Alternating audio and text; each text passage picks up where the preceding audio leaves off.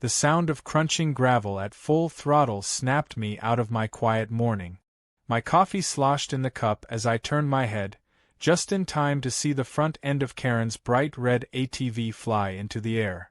She'd hit the new wooden wall I built across the trail, square on, launched herself over the handlebars, and landed flat on her back in a puff of dirt and shame. Her plastic sun visor went flying in one direction, her phone in another, and from the ground she started shrieking like a banshee in broad daylight.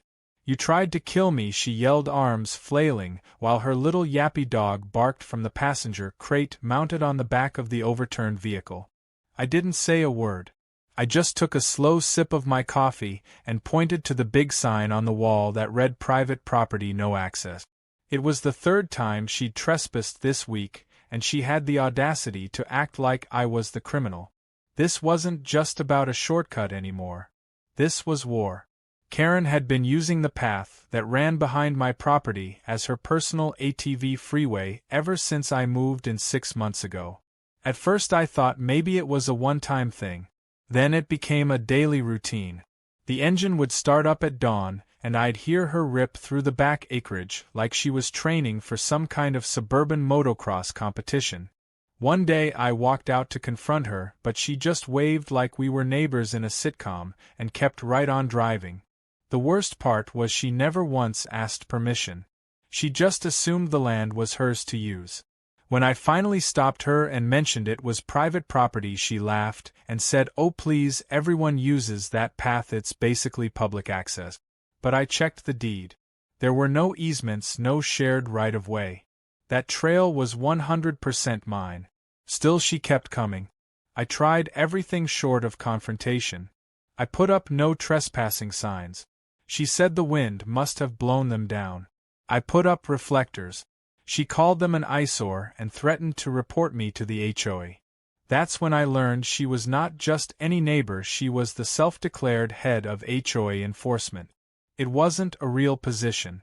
No one voted for her. But she had a badge she made herself and wielded it like she was some kind of suburban sheriff. She started sending passive-aggressive notices for things like visible tools near my barn or my mailbox being half an inch too short. It was all intimidation tactics because I wouldn't let her use the shortcut. So I decided it was time to make a statement.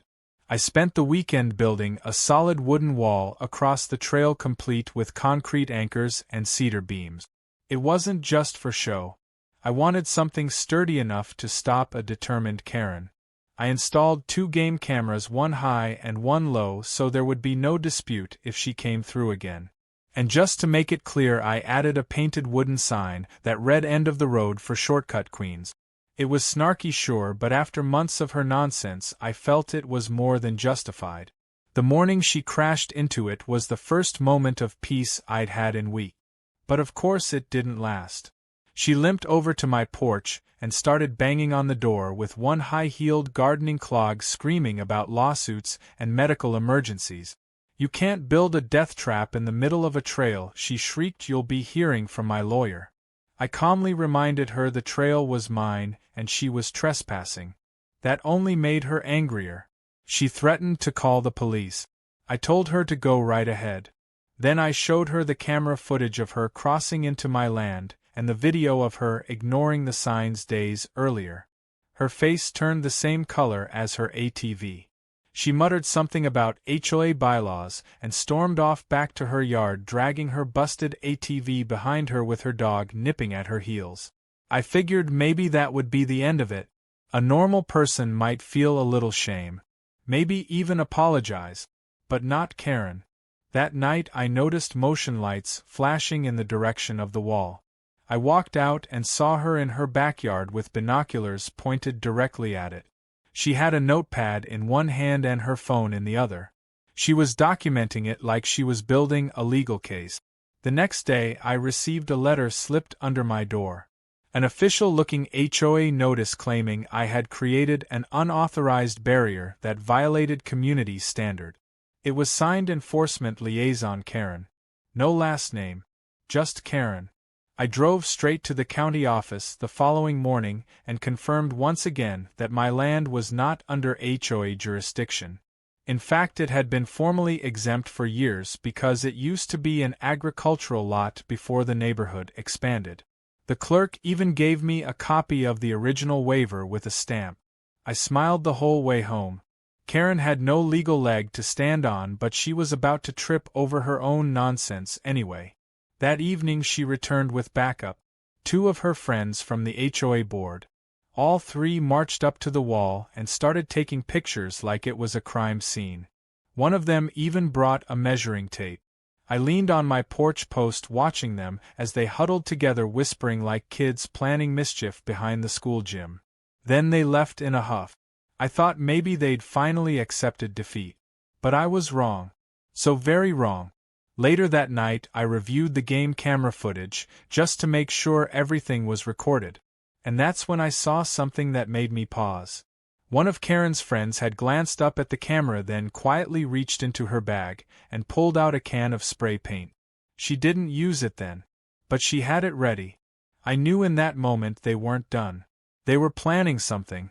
The war wasn't over. It was just getting started. And I had just built the battleground.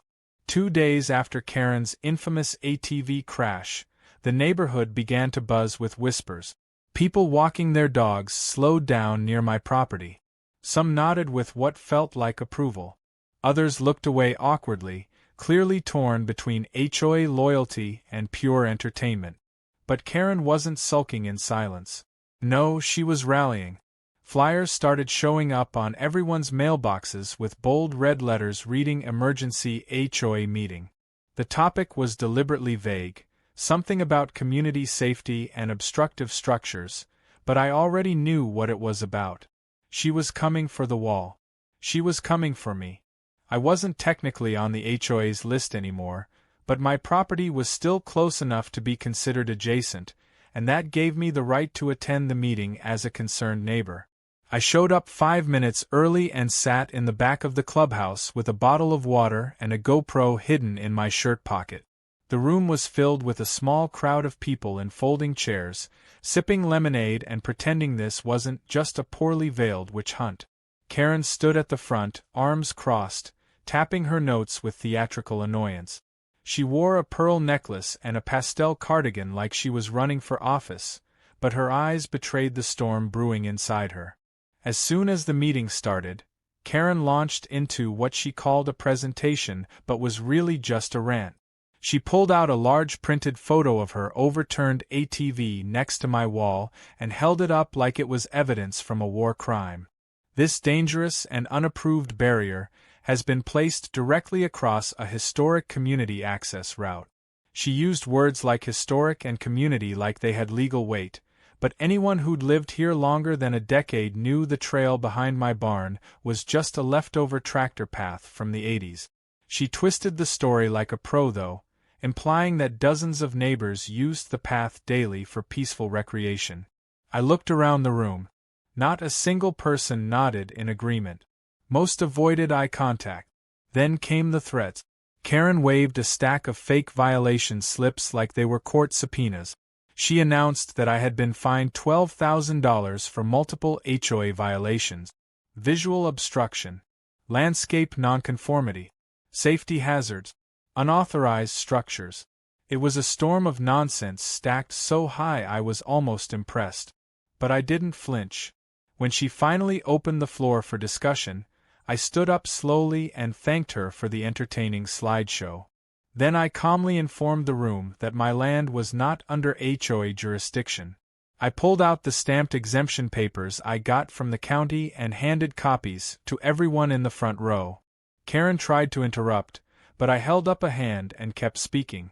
I told them about the cameras, the signs, the harassment, and most importantly, the lack of any legal right for Karen to be using or claiming the trail as public. The room shifted. People sat straighter. A few nodded. One woman near the front even whispered finally. Karen's face went pale. Her mouth opened but no words came out. It was clear she hadn't expected resistance this well prepared. But then she pivoted. She said I might be exempt from the HOA technically, but I was still part of the community and should respect the norms. That's when I dropped the final bomb.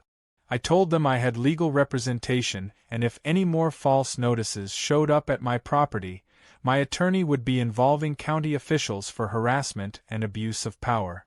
Karen looked like she swallowed a lemon whole. The room stayed silent. I walked out before she could recover. The next day, just as I thought the dust might settle, I found my wall tagged with bright pink spray paint. The words "Land Thief" stretched across the boards like a toddler's tantrum in cursive. I reviewed the camera footage immediately. There she was, Karen's teenage daughter, wearing a hoodie and giggling with another girl while holding a can. They ran off into the woods after tagging it, laughing like they'd just pulled off the prank of the century. I could have gone to the police right then. But I had a better idea. I called my cousin Alan, who happened to be a civil rights attorney with a specialty in property law. He lived a few counties over and had been itching for a reason to come visit the farm. When I explained the situation and sent him the footage, he laughed for 5 straight minutes. He said this was exactly the kind of petty HOA tyranny he loved to dismantle. He showed up the next day with a stack of letters, a calm smile, and a digital folder ready to drop on anyone who dared push the boundary again. We walked together to the next HOA meeting. Karen was already mid-speech, scolding a neighbor about wind chimes. Alan waited until there was a lull, then stepped forward and introduced himself. He handed her an envelope with a cease and desist notice and informed her that if she or any member of the HOA contacted me again or stepped onto my property without consent, legal action would follow immediately. Karen tried to bluster, but he shut it down fast. He read aloud the exact section of the state code that made her fake fines invalid and made it crystal clear that I was under no obligation to entertain her invented authority. The silence in the room was brutal. Karen looked like a statue with a bad Wi-Fi signal. Then Alan handed a copy of the footage of her daughter vandalizing the wall to the board's secretary and said if we wanted to press charges, we could. Karen's tone changed overnight. She stopped barking at neighbors. Her ATV disappeared from the trail. But she wasn't done. That weekend, I caught a strange glare coming from my field at 2 a.m. I checked the drone cam and there she was again, this time creeping along the side of the wall with a flashlight. She didn't touch anything, just stared. Maybe hoping the wall would vanish in the dark. Maybe waiting for a moment to reclaim her imaginary shortcut. But the camera caught it all. The war was far from over. She was brewing something bigger. And now it wasn't just about her ATV. It was about power. And she was about to find out how powerless she really was. It started with a strange humming sound at midnight. At first, I thought it might just be the wind pushing against the wooden beams of the wall. But as I stepped out onto my porch with a flashlight, the noise got louder, mechanical, deliberate. I aimed the light across the field and saw shadows moving near the trail. Figures in dark clothes hunched low, creeping around the base of my wall. I immediately grabbed my phone and activated the drone cam feed. The live footage lit up with infrared tracking, and there they were, 5 people, one with bolt cutters, another with what looked like a crowbar, and 2 more standing guard while Karen herself pointed toward the beams like she was conducting a covert military op. She had returned, not with a legal case, not with logic, but with a mini demolition crew at 1 in the morning. I hit record and let the drone quietly hover over the scene, its quiet rotors masked by the rustling trees. They started working on the far end of the wall, targeting the section that wasn't reinforced with concrete. The woman with the crowbar jammed it under one of the posts and began prying while Karen gave orders in a whisper shout. They weren't just removing the wall, they were trying to erase it. I couldn't believe it. After cease and desist letters, legal warnings, and police threats, she had resorted to straight-up sabotage. But I was ready. Before she made her move that night, I had already tipped off a local deputy about the possibility of property vandalism. I'd shown him the footage of the wall being tagged, the flyers, the HOA notices, and Karen's rants. The deputy, a man named Cruz, had laughed and said it was one of the weirdest HOA disputes he'd seen, but he promised to swing by occasionally. I sent him the drone footage live as the attack unfolded. He texted back one word: on my way. Down by the wall, Karen's crew was making progress. They managed to tear down one of the crossbeams and started stacking it to the side, as if hiding the evidence would change the fact that they were caught red-handed. I kept watching, barely breathing, until red and blue lights suddenly splashed across the trees like a disco gone wrong. Karen's head whipped around so fast it looked like it might spin off. The sound of a car door slamming was followed by a commanding voice echoing through a loudspeaker. "Step away from the structure, and keep your hands where I can see them." Panic broke loose. One of Karen's friends bolted into the woods, abandoning a bag of tools. Another froze like a deer in headlights. Karen, to her credit, didn't run. She stood still, hands clenched at her sides, jaw tight like she was trying to convince herself this wasn't happening. Deputy Cruz approached with his flashlight scanning the scene. When he recognized Karen, his eyebrows raised in disbelief. "You again?" he said with an amused tone that only made her more furious. She launched into a rambling defense about property access, historical pathways, and emergency ATV route. Cruz cut her off by pointing at the drone hovering above. "The footage's already uploaded," he said. "You've been caught dismantling private property on camera. That's criminal trespass and vandalism." Karen tried to shift the blame. She said the wall was dangerous, and someone had to remove it for safety. Cruz looked her square in the eye and asked if she was a licensed inspector. When she didn't answer, he asked the next obvious question. "Did you have the landowner's permission to be here tonight?" She didn't respond. I could see it all from my porch, every second of her unraveling. She was charged on the spot and driven off in the cruiser, while her friends stood awkwardly by waiting for rides home. The sound of her dog barking from her porch across the street added a strange, poetic soundtrack to the moment. The next morning, the neighborhood was on fire with gossip. Photos of Karen being led to the squad car spread like wildfire in the local Facebook group. One post read HOA Queen dethroned with a crown emoji and a screenshot from the drone footage. Another neighbor dropped a link to the news story that aired later that day. Apparently, a reporter had picked it up from the police scanner and ran a short segment on suburban property disputes gone wrong. Karen's name wasn't mentioned, but everyone in our area knew exactly who it was. The HOA board held an emergency meeting the same evening, this time without Karen leading the charge. I didn't attend, but word got back that 2 board members called for her removal. One even admitted she had pressured them into helping plan the wall takedown. Alan filed the civil suit the same day. He wasn't subtle about it either. The documents included drone stills, timestamps, police reports, and even Karen's previous violation slip. She was being sued for property damage, trespassing, emotional distress, and harassment.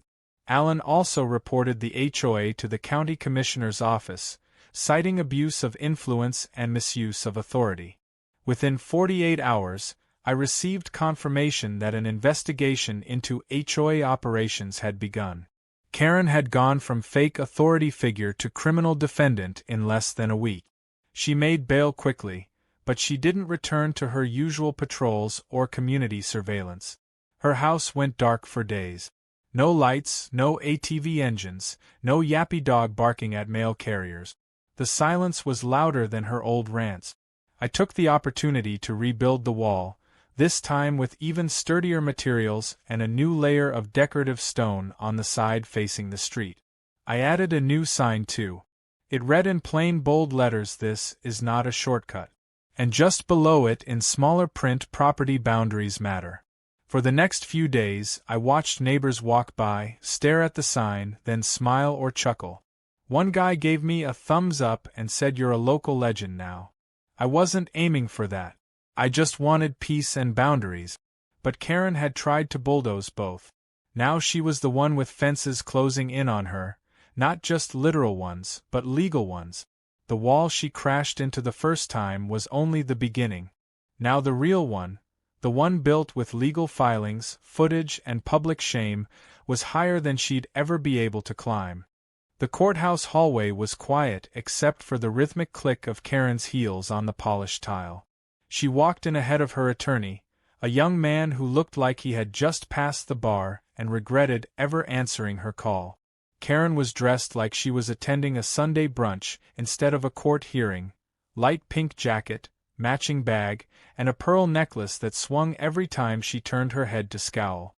I sat at the far end of the row of benches, next to Alan, who looked completely at ease with a stack of files on his lap and a tablet in hand playing back the drone footage for the 5th time. We didn't say anything when Karen walked by. She made a point to avoid eye contact but muttered something under her breath loud enough for no one to hear clearly. Alan smiled and leaned over to whisper, "The higher they puff themselves up, the better they fall." Inside the courtroom, things moved faster than Karen probably expected. She'd filed a response that downplayed the charges and framed herself as a concerned citizen taking action to protect her neighborhood. Her attorney leaned heavily on words like civic duty, community care, and public risk. But when the judge asked if she had permission to be on my land or remove part of a private wall, the response was nothing more than a long pause followed by a weak no. But Alan stood and laid out everything in sequence like a movie plot. He showed footage from the drone of Karen and her friends at night, tools in hand, actively pulling apart my wall. Then he played the game camera footage from earlier in the month, when she and her daughter spray-painted insults across it. Then he provided the stamped exemption papers showing that my land was legally not under HOA jurisdiction. He added a cherry on top by producing copies of the cease and desist letters and the official report Deputy Cruz had filed after the midnight incident. The judge didn't ask many questions. She listened, and her expression told me everything. Karen, who had probably expected this to be a slap on the wrist or a settlement she could cry her way out of, started to realize she was running out of runway. Then things got worse. One of the witnesses Alan called was one of Karen's own HOA board members. A quiet man named Harold who looked like he'd rather be anywhere else. He sat nervously before the court, and when asked if Karen had encouraged the wall teardown, he sighed and said yes. Not only that, but she had allegedly told him that if he didn't help, she'd dig up minor violations on his property and fine him until he gave in. Karen's attorney objected, but the judge let it stand. That moment shifted everything. It wasn't just vandalism anymore, it was coercion, manipulation, and clear abuse of power. Karen looked like she wanted to disappear. Her lawyer fumbled through rebuttals that had no weight. Alan didn't even need to say much after that. He simply rested the case with the evidence neatly submitted and a final statement that emphasized not just the personal violation but the community impact of someone in self-appointed power behaving like a dictator. The judge excused everyone for 15 minutes before returning with her decision. Karen was found liable on all counts. She was fined $25,000 in damages, issued a formal restraining order requiring her to remain at least 300 feet from my property, and the court referred the HOA's activities to a state oversight committee for further review. Her attorney looked crushed. Karen just stood frozen, like she couldn't process what had happened. After the ruling, people outside the courtroom began whispering and pointing. The story had reached more ears than just those in our neighborhood. A local reporter who had been covering small-town disputes was there with a notebook, and though he didn't get an interview with Karen, he did get a perfect shot of her storming out with that same pearl necklace now swinging with rage instead of confidence. It was poetic. I shook Alan's hand as we walked to the parking lot. He grinned and said, "I hope she tries to appeal. I could use a second round." But the fallout didn't stop at the courtroom steps. That very evening, Karen tried to get her ATV out of impound, and that's when the final piece fell into place. The police informed her that it was being held as part of an ongoing property crime investigation, and until the case was fully closed and reviewed by the state attorney's office, it wasn't going anywhere. She argued, of course. She claimed it was her main method of transport for wellness, and said she had back issues and needed the ATV to navigate the neighborhood. When asked for medical documents, she had none. When asked why she used it to trespass, she had no answer. They turned her away. She stood in the parking lot screaming at a teenage receptionist who simply went back inside and locked the door. The HOA, meanwhile, was melting down. 2 more board members resigned after hearing about Harold's testimony and the state oversight. The president of the board issued a public statement on social media saying that while the HOA had historically operated independently, it was now undergoing a full review and suspending all enforcement activity until further notice. It was basically an admission of guilt. People who once sided with Karen quietly deleted their supportive comment. One even knocked on my door the next day to apologize for believing her stories about me. She said Karen told everyone I was a conspiracy nut who bought land just to sabotage the HOA. I smiled and told her I preferred chickens to conspiracies. Karen didn't return to public life after the ruling. Her house remained quiet. No more HOA flyers, no more speeding ATV engines, no more neighborhood patrols. For a few days it almost felt too quiet. But I took the silence as a gift. I added more flowers along the rebuilt wall and began designing a small mural for the side that faced the trail. It would feature a cartoonish ATV flying over a wooden fence with the words "Keep Out" written underneath it in a friendly but firm tone. It wasn't about gloating. It was about making it absolutely clear that boundaries, real, legal, and moral, had been re-established. And as for Karen, the real sentence wasn't the fine or the restraining order. It was watching her influence evaporate. Every bit of power she thought she had was gone. No one feared her clipboard or her threats. No one attended her meetings. And no one believed her stories anymore. She had spent years crafting a kingdom on thin air, and now it had vanished in one season of truth, resistance, and a very well-placed wall. The breeze rolled over my property like it was exhaling relief. The scent of fresh cedar still hung in the air from the new enhancements I'd added to the wall, which now stood prouder than ever. 4 weeks after the court ruling, there was no sign of Karen. Her house looked frozen in time. No footsteps on the porch, no HOA flyers stuck in mailbox flags, no buzz of her infamous ATV engine echoing down the trail. The neighborhood felt like it had woken up from a long, ridiculous fever dream.